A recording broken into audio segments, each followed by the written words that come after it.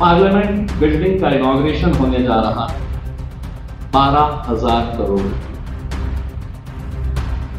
जिसके अंदर मैं और विल्सन साहब इस उम्मीद से जाने वाले हैं कि हम वहां पर बैठेंगे, चर्चा करेंगे, देश के जो मुद्दे हैं वहां पर आवाज उठाएंगे। क्यों बनाया गया है? जब तुम्हें खुद पार्लियामेंट नहीं चलने देना है,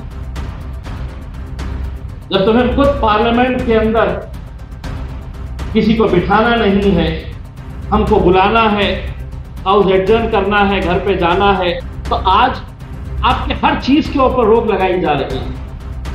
वो तय करेंगे कि आपने क्या बोलना है, आपने क्या पहनना है, आपने क्या खाना है। मैं आपको ये कहूंगा, 1 साल बचा हुआ है 2024 के अंदर।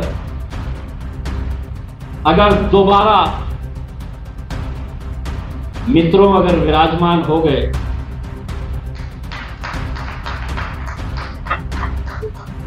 तो समझ लेना कि लोकतंत्र, डेमोक्रेसी, ये शब्द इतिहास का एक हिस्सा हो जाएगा कि हम जैसा बोल रहे हैं वैसा करो, हम जो बोलना चाह रहे हैं वो सुनो, नहीं तो पाकिस्तान चले जाओ। मैं आज इसके जरिए पैगाम देना चाहता हूं, ये मुल्क मेरा था, मेरा है और इंशाअल्लाह क़यामत मेरा। मैं वजीर आजम हूं, मैं पंतप्रधान हूं, मैं आऊंगा और अपनी मर्जी के हिसाब से बोलूंगा, नहीं होता है।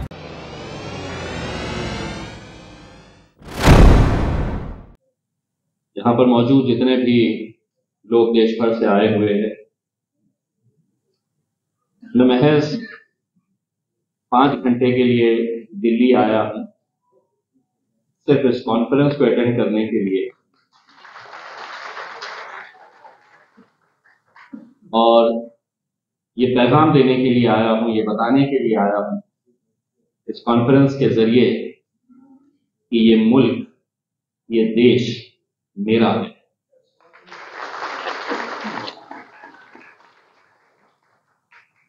बोलने में अगर मैं ये कहूं कि ये मुल्क मेरा भी है, तो कहीं ना कहीं मैं अपनी लाचारगी दिखा रहा हूं। मैं पूरी ताकत के साथ कह रहा हूं, ये मुल्क मेरा है। और वो वक्त आया है कि हम सबको ये सोचना है, ये डट के बोलना है और पूरी ताकत के साथ लड़ना है। बहुत सारे लोग ये कहेंगे कि आज इस मुल्क के अंदर जो हालात चल रहे हैं, कैसे खौफनाक हालात से हम गुजर रहे हैं, लेकिन सोचिए, ये जिस कॉन्स्टिट्यूशन क्लब के इस हॉल के अंदर बैठे हैं हम, अगर अचानक उसकी छत गिर जाए तो हम वैसे भी मरने वाले हैं। तो अगर जीना है तो लड़ के जीना है। और मैं समझता हूं कि इस कॉन्फ्रेंस से हमें एक सबक लेकर उठना चाहिए। यहां पर जब मैं इस कॉन्फ्रेंस के अंदर जिन विषयों के ऊपर चर्चा होने वाली है, तो जब पढ़ रहा हूं तो पढ़ने में, बोलने में, सुनने में कितना अच्छा लगता है। सुनिए एक सब्जेक्ट क्या कहता है। अल्पसंख्यक समुदाय के संवैधानिक अधिकार और शासन प्रशासन की वर्तमान नीति। कितना अच्छा लग रहा है सुनने के लिए। Constitutional rights of minorities and government policies. दूसरा सब्जेक्ट है अल्पसंख्यक समुदाय पर हमले और कानूनी कार्रवाई। ये सब्जेक्ट ही गलत है। बात सिर्फ हमले तक रहनी चाहिए, क्योंकि कानूनी कार्रवाई तो होती ही नहीं है। अल्पसंख्यक विरोधी मीडिया प्रोपेगेंडा। जो लोग मुझे जानते हैं, सिर्फ मैं एक मेंबर ऑफ पार्लियामेंट की हैसियत से आप मुझे पहचानते हैं। मैं आपको मेरा एक तारुफ ये भी कराना चाहता हूं। मैं 24 साल पत्रकार था। मैं 12 साल एक महाराष्ट्र के बड़े न्यूज़पेपर में एज ए जर्नलिस्ट था, और उसके बाद 12 साल में एनडीटीवी के साथ काम किया हूं। और जब कुछ दिन पहले खबर आई कि पत्रकारिता का आखिरी जो स्तंभ बचा हुआ था, जो सही मानों में पत्रकारिता कर रहा था, वो भी अडानी साहब खरीद कर लेकर गए, तो फिर सवाल ये हुआ कि कहीं ना कहीं इस मुल्क से जो हमारे एक एक पिलर्स है डेमोक्रेसी के, वो पिलर्स को या तो पूरी तरह से नष्ट कर दिया जा रहा है, खत्म कर दिया जा रहा है। मीडिया आपने पूरा अपने हाथ में ले लिया, और लेना भी चाहिए। कोई भी होशियार बिजनेसमैन और कोई भी राजनीति में रहने वाला, जिसे ये भ्रम हो चुका है कि मैं अब ऊपर हूं तो जिंदगी भर ऊपर रहूंगा, नीचे आऊंगा ही नहीं। बेसिक न्यूटन की थियरी है, everything that goes up has to come down. और आप इस गलतफहमी के शिकार में जी रहे हैं कि अब मैं ऊपर हूं तो ऊपर ही रहूंगा। आप ऊपर है, अब ऊपर ही रहिए।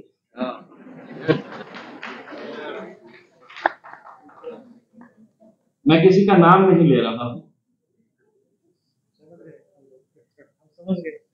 इसलिए नहीं ले रहा हूं, आप वैसे भी बहुत मोहब्बत करते हैं हमसे। मीडिया गया, और कल जो हमारे पिलर्स है एग्जीक्यूटिव, 12,000 करोड़ रुपए की कल पार्लियामेंट बिल्डिंग का इनॉग्रेशन होने जा रहा है। 12,000 करोड़ रुपए, जिसके अंदर मैं और विल्सन साहब इस उम्मीद से जाने वाले हैं कि हम वहां पर बैठेंगे, चर्चा करेंगे, देश के जो मुद्दे हैं वहां पर आवाज उठाएंगे। क्यों बनाया गया है? जब तुम्हें खुद पार्लियामेंट नहीं चलने देना है, जब तुम्हें खुद पार्लियामेंट के अंदर किसी को बिठाना नहीं है, हमको बुलाना है, हाउस एडजर्न करना है, घर पे जाना है, हम आते हैं। अब तो ऐसा लगता है कि हम चर्चा करने के लिए नहीं आते। पार्लियामेंट के अंदर कोई मेंबर आता है और साइन कर देता है, पार्लियामेंट चलो या ना चलो, 2,000 रुपये मिलते हैं। यानी कि हम 4 दिन अगर आ जाए, सिर्फ साइन करके चले जाए, तो 8,000 रुपये। इस मुल्क के अंदर आज ऐसे कितने कर्मचारी हैं कॉन्ट्रैक्ट बेसिस के ऊपर जो महीना काम करते हैं और उन्हें 8,000 रुपये मिलते हैं। कल आप देखेंगे इस पार्लियामेंट बिल्डिंग का इनॉग्रेशन कानून क्या कहता है, नियम क्या कहता है, कौन सुप्रीम है, ये मुझे किसी को बताने की जरूरत नहीं है। कस्टोडियन ऑफ द पार्लियामेंट, जो मालिक है, जिसके इशारे के ऊपर पूरा पार्लियामेंट चलता है, पूरी लोकसभा चलती है, वो स्पीकर है। मैं वजीर आजम हूं, मैं पंतप्रधान हूं, मैं आऊंगा और अपनी मर्जी के हिसाब से बोलूंगा, नहीं होता है जब तक आपको स्पीकर इजाजत नहीं देता है। आप खुद फैसला कर लेंगे कि मैं जाऊंगा, मैं करूंगा। कल आप देखिएगा कि कितने कैमरेस लगाए जाने वाले हैं, सबको दूर रखा जाएगा, कोई नहीं आना मेरे करीब में। ये बातें मुझे इसलिए बताना जरूरी है कि आज इस देश के अंदर जो चल रहा है, किसी ने अपनी तकरीर के अंदर यह कहा कि जिनसे हम उम्मीदें करते हैं, जो पार्टीज माइनॉरिटीज के बारे में बात करती है, नहीं सर, हर जात का, हर धर्म का, हर मजहब का एमपी सत्ताधारी पक्ष के अंदर भी बैठा है, और वो उस मुकाम के ऊपर अगर गए हैं तो उनके समाज की वजह से गए हैं। और अगर वहां जाकर तुम अपने समाज को भूल जाओगे, तुम्हारे समाज के ऊपर हो रही जुल्म ज्यादतियों को भूल जाओगे, कौन आवाज उठाएगा? वजीर आजम मेरे भी है, प्राइम मिनिस्टर मेरे भी है, लेकिन मदुराई के अंदर एक हाथी मर जाता है, किसी एक मंदिर का हाथी मर जाता है, और वजीर आजम उसके बारे में ट्वीट करते हैं, तो मेरे मन में यह सवाल होता है, क्या मणिपुर में मरने वाले क्रिश्चियंस, मणिपुर में मरने वाले अगर हिंदू भाई भी है तो उनके लिए कौन आवाज उठाएगा? तुम हाथी के लिए ट्वीट कर रहे हो, लेकिन एक लफ्ज बोलने के लिए तैयार नहीं है। कहीं ना कहीं कुछ ना कुछ गलत हो रहा है, और वो क्यों हो रहा है बहुत ज्यादा सोचने की जरूरत नहीं है। ये जो है, हम बटे हुए हैं, हम बटे हुए हैं। अरे एक बार एक ताकत बनकर खड़े तो रहो, एक बार बनकर खड़े तो रहो। एमपी बनना कोई आसान बात नहीं है, जिंदगी लगा देते हैं लोग। मेरे शहर से पिछले 20 सालों से लगातार शिवसेना का एमपी आता था।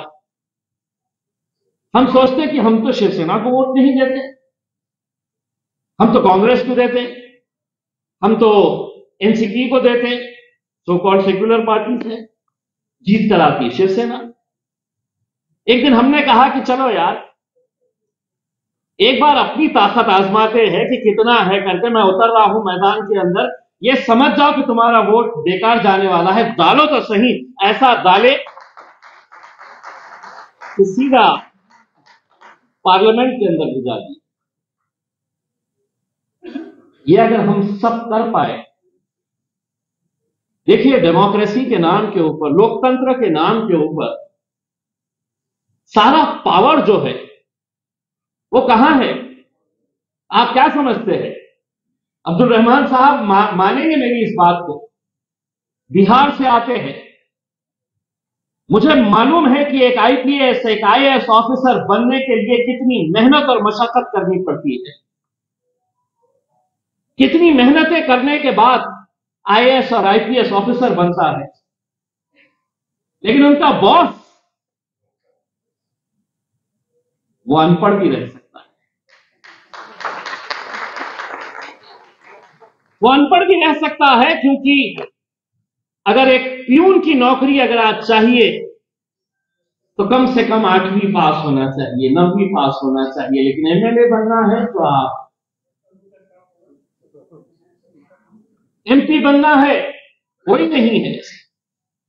कहीं ना कहीं कुछ ना कुछ बदलने की जरूरत है, लेकिन नहीं बदला जाएगा, क्योंकि अगर बदल दिए तो विल्सन साहब आपको भी मालूम है 70% पार्लियामेंट खाली हो जाए।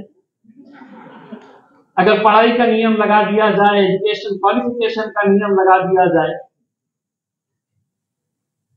आज माइनॉरिटीज के साथ जो कुछ भी हो रहा है,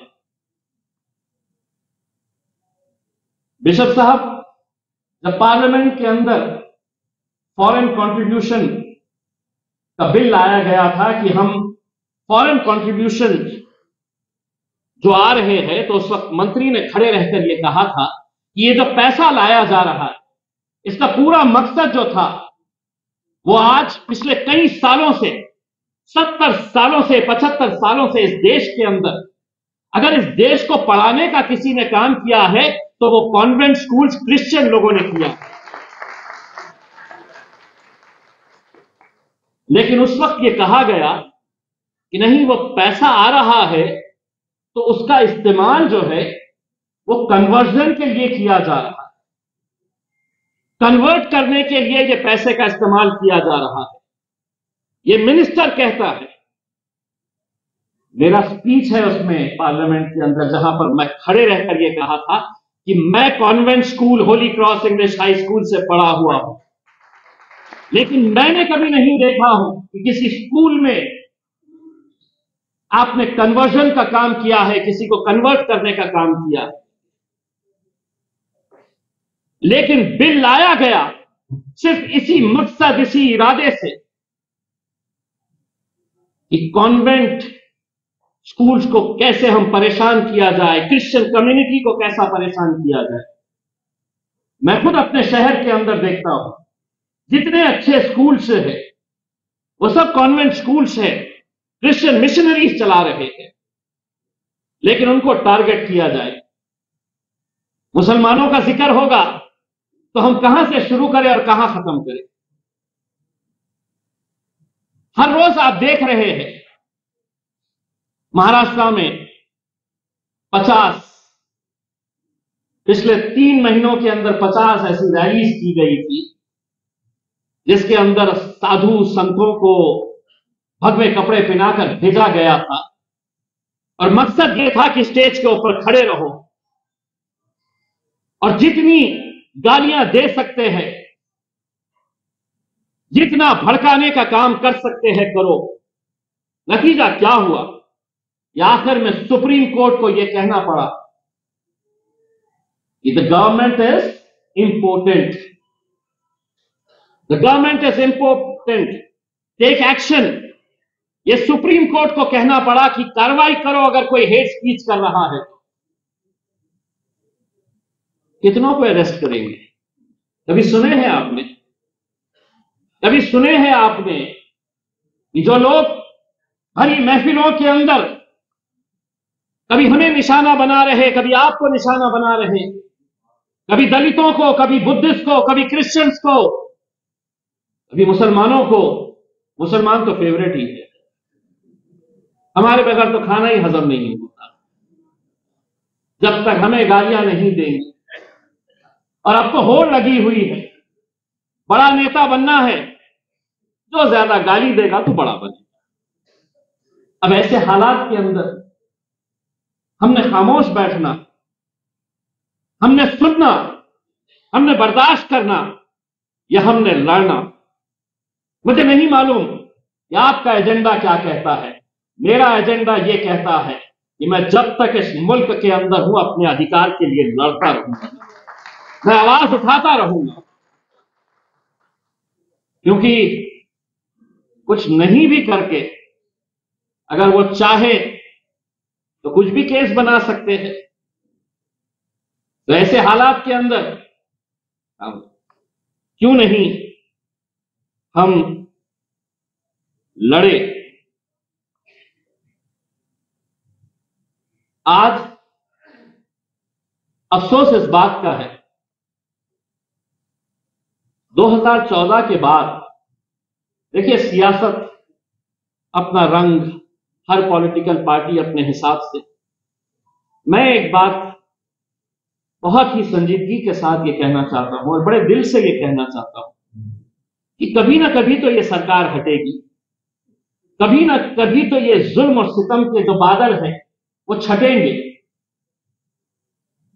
एक दौर था जब निचला तबका जो था, जो अनएजुकेटेड लोग थे, जो इलिटरेट थे, झोपड़पट्टियों में रहते थे, पहले सिर्फ भड़काने का काम उन्हें किया जाता था। ये नीचे के तबके के लोगों को भड़का दो। एजुकेटेड क्लास इसका शिकार कभी नहीं हुआ था। लेकिन आज अफसोस के साथ कहना पड़ रहा है कि एजुकेटेड क्लास का जो रवैया है, आप देखिए सोशल मीडिया के ऊपर कैसा भरा पड़ा रहता है। आप जरा सा आजमा लीजिएगा, नहीं आजमाए होंगे तो सिर्फ आज डाल दीजिएगा सोशल मीडिया के ऊपर कि नहीं, the new parliament building should be inaugurated by the president of India और द स्पीकर। देख लीजिएगा एजुकेटेड क्लास का कोई तर्क नहीं, कोई वितर्क नहीं, कोई आर्गुमेंट नहीं, कोई लॉजिकल बात नहीं, बस भक्ति के अंदर इतने चूर हो चुके हैं कि कोई कुछ नहीं कहना। हमारे आका को, हमारे साहब को, हमारे देव को कोई कुछ नहीं कहना। कब तक हम लोग सुनते रहेंगे? ये सियासी जलसा नहीं है, वरना सियासी जलसों के अंदर मैं ये कहता हूं कि 75 साल तक तुम बोलते थे, हम सुनते थे, अब हम बोलेंगे और तुमको सुनना पड़ेगा, सुनना पड़ेगा। आज मैं जो हालात देखता हूं मॉब लिंचिंग की घटनाओं के ऊपर, क्या मुझे नहीं लगता है, क्या आपको नहीं लगता है कि किसी बेकसूर एक इंसान को पकड़ के मारा जा रहा है, पीटा जा रहा है? कभी ये कहा जा रहा है कि तुम ये पहनोगे नहीं, तुम हिजाब पहनोगे नहीं, तुम बुर्का पहनोगे नहीं, तुम्हारे फ्रिज के अंदर क्या है, तुम कौन सा गोश्त खाओगे नहीं खाओगे, तुम क्या पहनोगे, तुम क्या बोलोगे। ये भी हमारे लोकसभा के हमारे मित्र है नाबा कुमार सरानिया साहब, मेंबर ऑफ पार्लियामेंट है, जोरदार तालियों से उनका स्वागत करिए।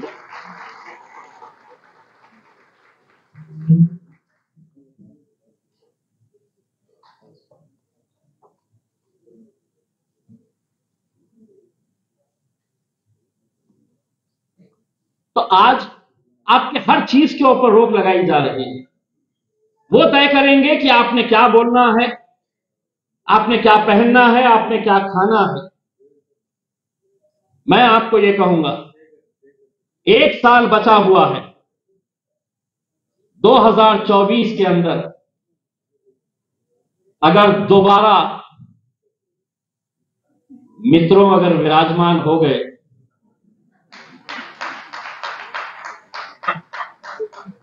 तो समझ लेना कि लोकतंत्र, डेमोक्रेसी, ये शब्द इतिहास का एक हिस्सा हो जाएंगे, इतिहास का हिस्सा हो जाएंगे। ये संविधान को बचाने की बात कर रहे हैं। किस संविधान की बात कर रहे हैं? हर रोज ये संविधान की धज्जियां उड़ा रहे हैं और हम ये कहते हैं कि अगर 75 सालों के अंदर इस मुल्क ने तरक्की की है, अगर हम भाईचारगी की तरह रहे हैं, आपकी जात अलग, आपका धर्म अलग, आपका मजहब अलग, लेकिन हम सब एक भारतीय बनकर रहे हैं, तो सिर्फ वो संविधान की वजह से। लेकिन आज लड़ाओ क्रिश्चियंस को हिंदुओं से, हिंदुओं को मुसलमानों से, मुसलमानों को बुद्धिस्ट से, मराठाओं को इनसे उनसे, यही काम, यही एजेंडा चल रहा है। लोग खुशियां जब मना रहे थे कि कर्नाटक हार गए, ये शुरुआत हुई, मुझे चिंता सताने लगी। और यकीन मानिए इसके ऊपर आपको भी गौर करना, जब दिखाने के लिए कुछ रहता नहीं है कि हम ये अच्छा काम किए हैं, तो सबसे आसान हथियार होता है दंगे करवाना, हिंदू मुसलमानों को लड़ाना। यही एजेंडा का हिस्सा बन जाता है। और मुझे ये डर, ये खौफ सताता है कि कहीं ऐसा ना हो जाए कि 2024 की लालच के अंदर न जाने कितने और बेकसूरों की लाशों को गिराया जाए, कितने शहरों के अंदर दंगे भड़काए जाए। राहुल डंबाले साहब ने मेरे बारे में कहा, रामनवमी की एक रात पहले मेरे शहर में एक इलाके में दंगा हुआ, जहां रामनवमी के मौके पे राम मंदिर के ऊपर हमला किया गया। रात के 1:30 बजे जब मुझे यह खबर मिली, मैं खुद उतरा वहां पर। मैंने बहुत कोशिश की किसी तरीके से उसको कंट्रोल करूं, लेकिन जब मेरे से भी कंट्रोल नहीं हुआ तो मैं उस मंदिर के सामने जाकर खड़ा हो गया और मैंने ये कहा कि कुछ भी हो जाए, कितने मरते हैं, कितने जीते हैं, लेकिन मंदिर को हाथ नहीं लगाने दूंगा।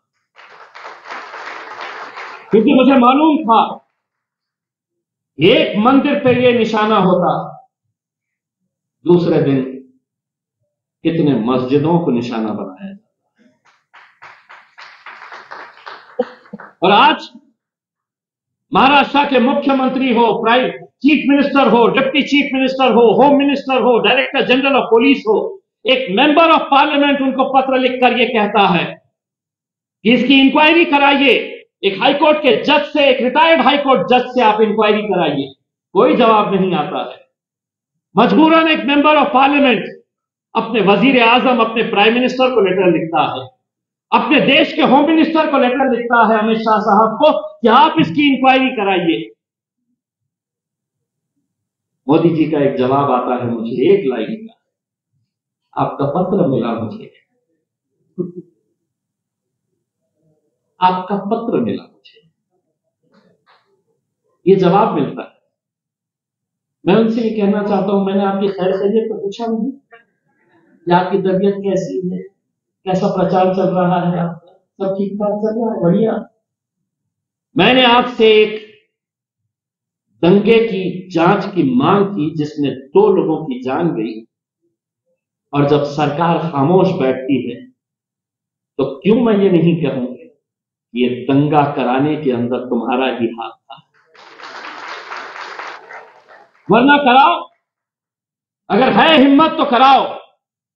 मैं बताऊंगा कि कैसा पुलिस की गाड़ियों को रोका गया था वहां पे पहुंचने से, कैसा फायर ब्रिगेड की गाड़ियों को रोका गया था वहां पहुंचने, सब एविडेंस है, जानते हैं। इसके चक्कर में पड़ो मैं 24 साल पत्रकार था, पुराना हिसाब किताब निकाल देगा तो अपनी बात लग जाएगी, तो इसकी खामोशी। हालात तो ये हो गए हैं दयाल साहब, इस जुल्म के सारे हुनर अब हम पर ही आजमाए जाते हैं। जुल्म भी हम ही सहते हैं और जालिम भी हम ही कहलाए जाते हैं। ये आज ऐसे हालात से हम गुजर रहे हैं।